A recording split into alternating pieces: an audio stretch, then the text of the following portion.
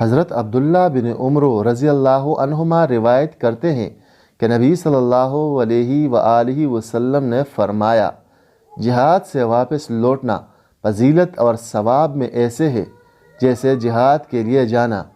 جناب عبدالحبیر بن ثابت بن قیس بن شماس اپنے والد سے وہ دادا سے روایت کرتے ہیں، انہوں نے کہا، ایک عورت نبی صلی اللہ علیہ وآلہ وسلم کی خدمت میں آئی جس کا نام ام حالات تھا۔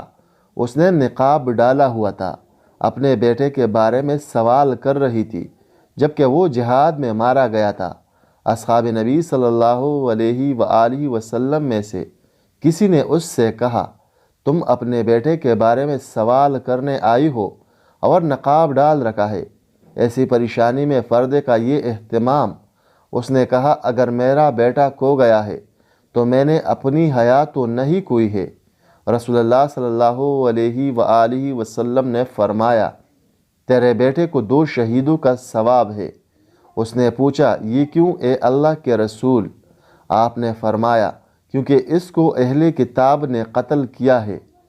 حضرت عبداللہ بن عمر رضی اللہ عنہما سے مروی ہے، رسول اللہ صلی اللہ علیہ وآلہ وسلم نے فرمایا، حج، عمرہ یا جہاد فی سبیل اللہ کی غرض کے سوا سمندری سفر نہ کیا جائے، بلا شبہ سمندر کے نیچے آگ ہے اور آگ کے نیچے سمندر ہے۔ حضرت ابو ہریرہ رضی اللہ عنہ بیان کرتے ہیں، رسول اللہ صلی اللہ علیہ وآلہ وسلم نے فرمایا، کافر اور اس کا قاتل مجاہد آگ میں کبھی بھی اکٹھے نہیں ہو سکتے۔